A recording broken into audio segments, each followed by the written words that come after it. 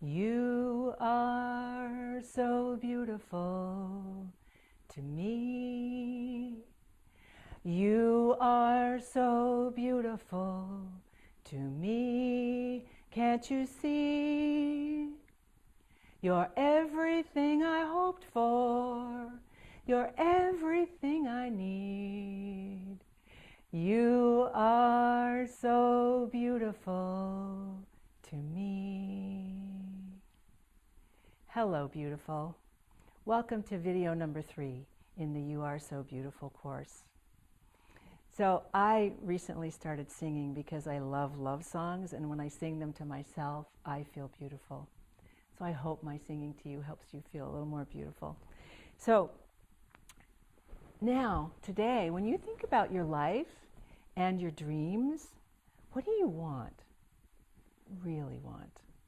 I mean, I know we all want to heal, we want to be cancer-free, we want to experience love, we want to have a good life.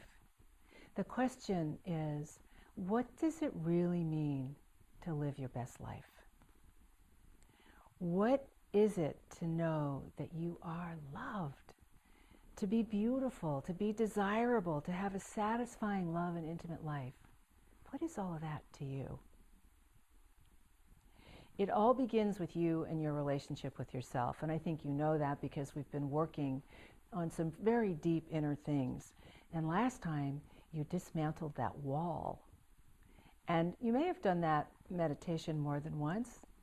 Do it as many times as you need, as often as you wish. Because what I find for myself when I do that, when I remove walls, then what's underneath there comes up too. So it's a process.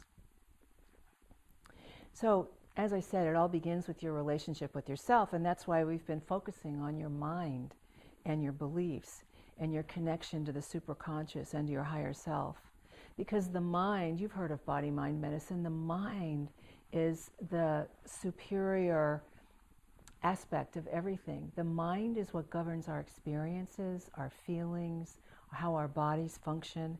Everything starts with the mind. And when you're able to connect more with your superconscious or your higher self, as we've been doing in the visualizations, then you realize that that is the process where the power of creation and the source of your power and empowerment reside. Because you really do have all the power that you need inside you. And you are the source of knowing who you really are and how beautiful you are. Most of us dream about what we think we can have, not what we really want, but it's like what we think we can achieve or accomplish. It's what's possible within the box of our beliefs and stories. I mean, you may have heard the phrase, think outside the box. Well, that's all about that we live in a box that's constructed of what we believe is possible and who we believe we are. And that box consists, inside that is all our stories about who we are, about what we've experienced, about what we can do, all of that. And when we create from inside that box, which is all we really know how to do, what we get is more of what we already have. And that's why it can be so frustrating. You know, we hope that things might change, but think about it. If we're operating from inside the box and creating from inside the box, all we can get is more of inside the box. And Albert Einstein said that we can't solve the problem from the thinking within which the problem was created. So it's just like that. And my invitation is to think outside the box, to know that the sky really is not the limit unless we say it is, which is another inside the box thought. So let's focus on dreams in the area of love. Self-love in particular, because that's where it really starts. It's your beliefs about who you are that are at the root of your experience of your own self-love and self-esteem. It's not really about what anybody else says. It's about what you think and believe. And then what other people say just validate or invalidate what you think or believe. As a woman, we're taught that we come in second or third or last after all the other people in our lives. We've been repeatedly put in our place by the cultural beliefs about women, and then we learn to impose those limits on ourselves, and we get really good at it because we're also trained to be good girls, right? And to follow the rules. If you look, it's in every aspect of your life. The standards for beauty, sexiness, intellect, income, career, health, wealth, family, all of it. And some of it is a cultural lineage that we inherit from our ancestors. And of course, we've made huge progress in the last 40 or 50 years, and there are still limits. You often hear a reference still to the glass ceiling, or the studies that show that women earn less than men. And even in the areas of medical research, most of the studies are done on men and not on women. So think for a moment about the limits that are imposed on cancer and cancer treatments. You know, it wasn't very long ago that things were measured in terms of 5-year survival rates. If we made it that far, we were extremely fortunate. And not much attention was paid to the impact of treatments on our body or the quality of our lives, simply because not that many of us survived. This has all changed dramatically because of the advances in diagnosis and treatment and technology. And as the treatment and the technology have gotten more sophisticated and more advanced and more aggressive in some cases, the collateral damage, which is what I call the side effects of the side effects, is also larger. You know what I mean? What have you experienced? Surgically altered or removed breasts, lymphedema, peripheral neuropathy, chemo brain, fatigue, instant menopause, hair loss, weight gain, weight loss. Those are just some of the more common ones. But what have you experienced? These experiences have become part of our stories about who we are.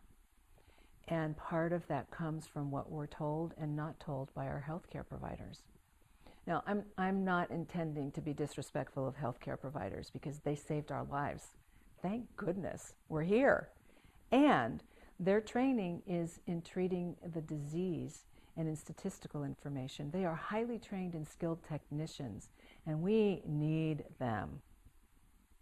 And now it's time to reclaim and reframe the quality of our lives since we're here and committed to thriving and living a life of meaning, love, and fulfillment.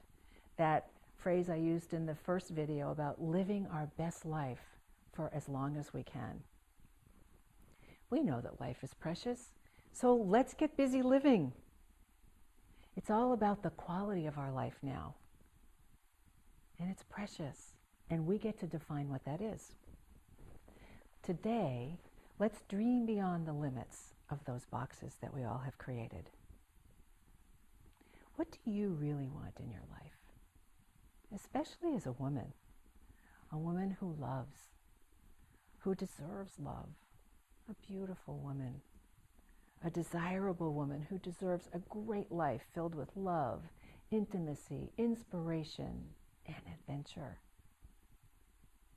Take a moment and paint the picture of your life.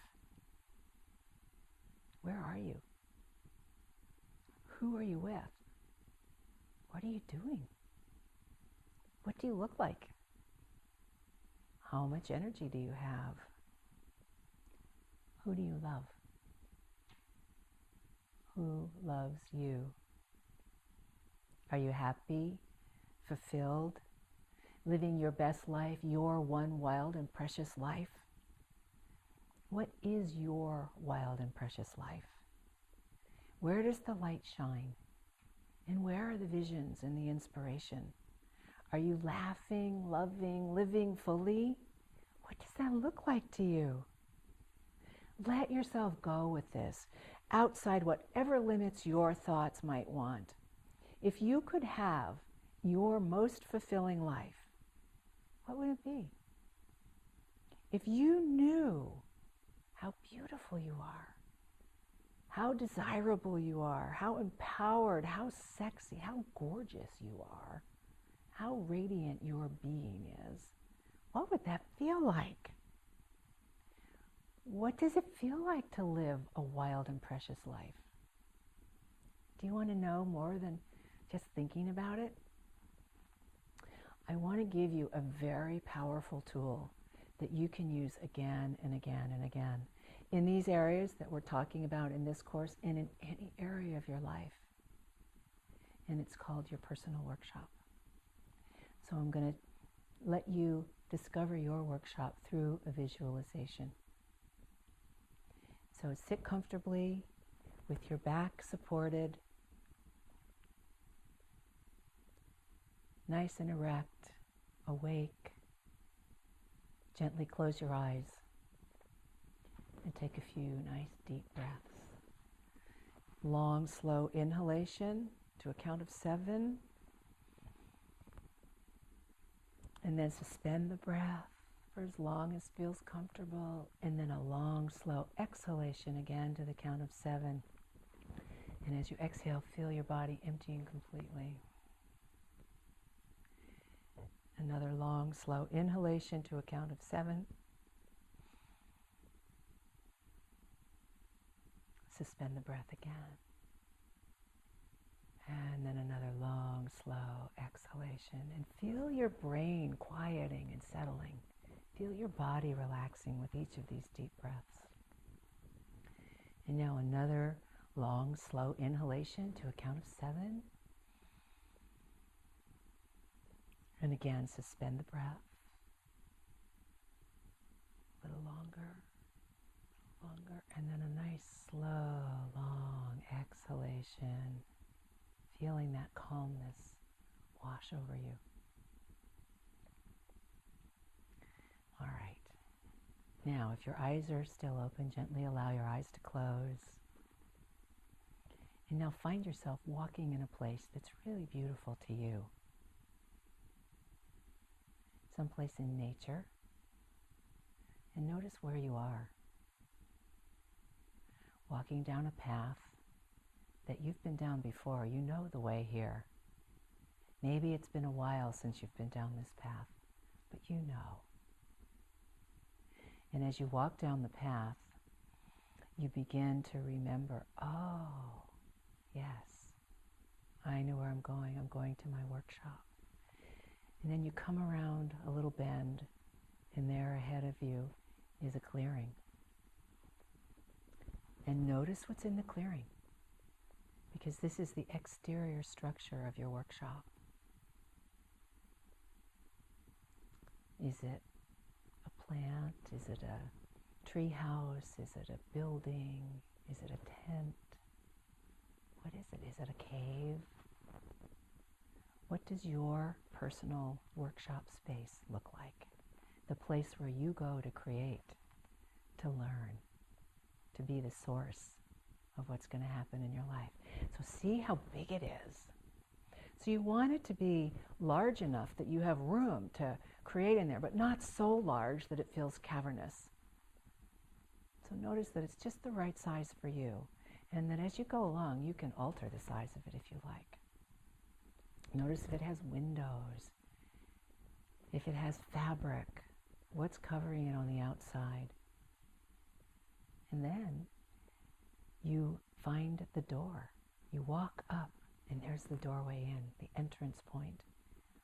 Maybe it's a door, maybe it's a gate, maybe it's a window. Whatever it is, it's your entrance into your workshop. And you go inside. And as soon as you enter, there's a beam of light and air that comes down right over you, and it cleanses you of everything that you may have brought in to your workshop. So as you're cleansed, begin to look around your workshop. And you'll notice over here in one area, there's the place where you write and create. So there's a work surface. What does it look like? Is it a desk? Is it a slanted board? What is it? It's yours. And what's on it? There's probably some kind of a telephone or a device so that you can have contact with others. some kind of a journal or a book where you can write, pens to write with. Perhaps a computer is there, some sort of a keyboard that you can write on electronically and connect in other ways. And notice the chair that's there for you to sit in.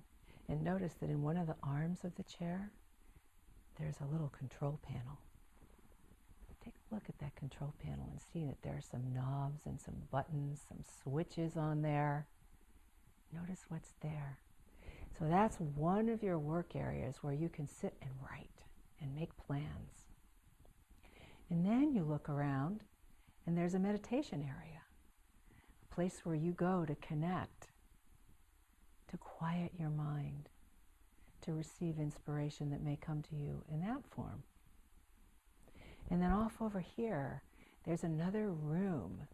And in that room, it's a resource center. So walk in there and take a look. Maybe there's a bank of computers in there. Maybe it's a library filled with books. Maybe they're just little memory sticks that you can plug in to that control panel in your chair and access all this information. All the wisdom in the universe is contained in this resource room, and you can access it in any way that seems right to you. And then you turn around, and over against the far wall, you see that there is another, it's a panel that slides up and down, and it's an elevator. And as you're standing and looking at this door, from the top, it slides down, and there's a person standing in there. And this person is your personal assistant. So the opening opens, and they step out into the room, and you welcome them because they have come to assist you in whatever you need. And as they step into the workshop space, that panel behind them closes from the bottom to the top, and it disappears. And there's your assistant, ready for you to tell them whatever you want them to bring to you, to create for you, whatever it is that you need, they are here at your service. And then there may be another area in your workshop that has to do with health and nutrition. So take a look over there. Maybe there's a juicer, maybe there's a massage table, maybe there are potions and pills and different devices for you to strengthen your body. Whatever's there. And if it's not there right now, whatever you need, you can create or ask your assistant to get it for you, and it will automatically be there. And then there's yet another area where you see this dark frame. And in the center of the frame, there's a screen. And as you look at the screen, you see in that screen, you see yourself as you are now. So take a look. You can see you in your life there, you can see your body there, your family, whatever is so in your life. Take a look and you will see it. And then as you look at it, begin to notice whether that's what you want in your life or if you want something different. And if you want something different, those dreams that you were dreaming a few minutes ago about what you really want in terms of your body, your beauty, your desirability, love, happiness, intimacy, sensuality and sexuality, begin to realize what you want to create there. What were you dreaming about a few minutes ago? And as you look at the screen, you notice that that dark frame disappears and it is replaced by a light frame. What color is it? And as you look on that screen, you begin to see this life of your dreams. You see yourself living that life. You see who you're with. You see what you're doing. You see where you are. You feel how you feel. This is you in your perfect life, the way you want it. And this is the screen of your mind. This is how you begin to create. So see that. And notice how you feel as you see what's on that screen. How does it feel to have that much love in your life? How does it feel to know that you're beautiful, desirable, happy, healthy, having fun. Really feel that, see that. Know that this is so. This is the beginning of the creation. And then you see that screen begins to fade and you turn away and you know it's time now to give your assistant an assignment. So if there's something that you've seen that you just created that you need some help with, tell your assistant. Maybe it's a place where you're living. You want them to find the perfect house for you. Describe it to them. Tell them to find it for you. Maybe it's a specific program you want to follow with respect to your health or exercise or nutrition. Ask them to do the research and create that for you.